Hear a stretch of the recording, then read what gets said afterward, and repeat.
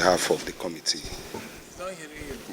My name is Barrister Benedict Etanabene. With your kind permission, I don't know if I can continue, Mr. Speaker.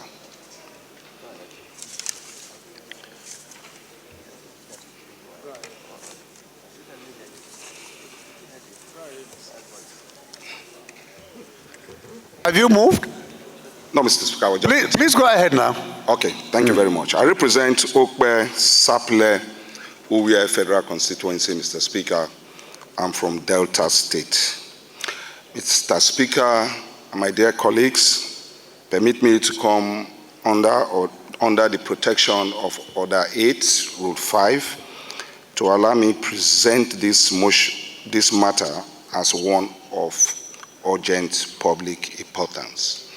Mr. Speaker, the title of this motion is the urgent need to ensure effective implementation of the government reforms in Ministry of Foreign Affairs, the missions, and the 4Ds of the foreign policy agenda of the Federal Republic of Nigeria, which are democracy, development, demography, and diaspora, and also to avert possible loss of lives and properties of Nigeria. My dear Speaker, I so move. Mr. Speaker, Right Honorable Members, Bashir Zubair Usman is my name. I represent Uvwie Federal Constituency of Kaduna State. Mr. Speaker, I beg to second this motion. Thank you. Motion, like I said, is the urgent need to ensure effective implementation of government reforms in the Ministry of Foreign Affairs, the missions, and the 4Ds of the foreign policy agenda of the Federal Republic of Nigeria. They are democracy, development, demography, and diaspora, and also to avert possible loss of lives and properties of Nigeria. The House notes that the Ministry of Foreign Affairs is a body recognized by law to ensure the implementation of the foreign policy objectives of government exercisable through the various foreign missions. Also note that the Ministry of Foreign Affairs equally play other specialized roles that promotes and regulates how Nigeria and Nigerians are perceived across the global community, especially through activities in our embassies and high commissions, which carry out consular and diplomatic functions in all areas of our national life. Aware that the government has set in motion reforms for effective service delivery in the Ministry of Foreign Affairs, Parastatals, and the missions. Further aware that government has put in place a clearly defined foreign policy of trust,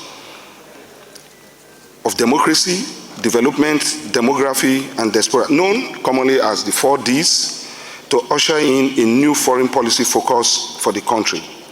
Concerned that the House has taken several steps to ensure that the reforms and policy trust comes to fruition for the good of our country.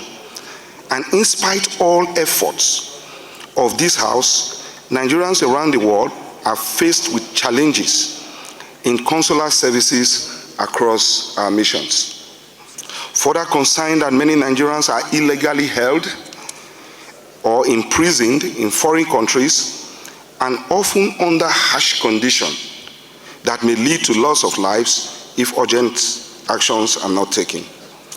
Convinced that many Nigerian students are stranded in foreign lands over issues that can be resolved, and that many Nigerians own businesses around the world helping to contribute to the economy of those countries and sending remittances back home, they are suffering harassment and sabotage.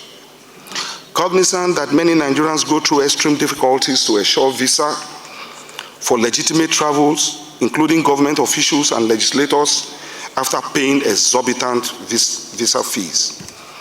Disturbed that many embassies, in a bid to ease visa application processes, have resorted to outsourcing this process to agents whose high cost of services are borne by Nigeria. that several modes of visa applications are in force, including express services with huge costs paid by applicants who are sometimes denied visa after such payments. Conscious that the Ministry of Foreign Affairs, in addition to budgetary allocation, benefits from intervention funds, from running the affairs of the ministry and missions, as well as the internally generated revenue by several missions around the world, has questions in the effective and efficient utilization of such funds over the years.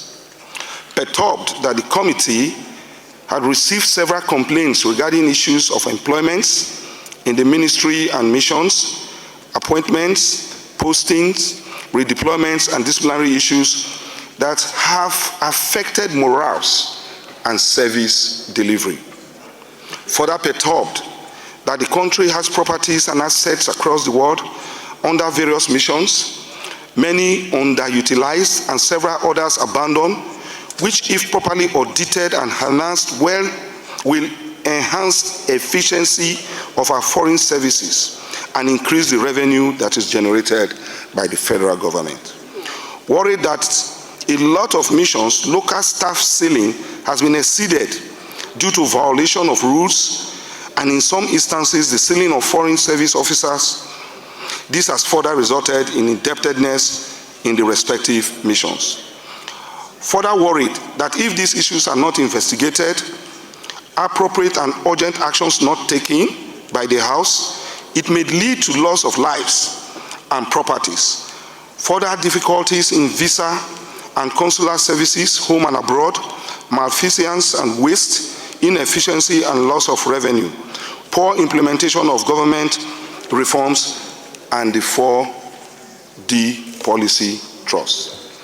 We therefore resolve that we mandate the Committee on Foreign Affairs to carry out a holistic investigation and report back to the House within 3 weeks. Mr. Speaker and my dear colleagues, I so move. I remain Tijani Kayode Ismail, representing the good people of Ifelodun, Offa, Uvwie Federal Constituency. Mr. Speaker, I rise to second the motion, heavily moved by my colleague. Say aye. Those against should say nay. The ayes have it. This motion is referred to the Committee on Foreign Affairs for further legislative action.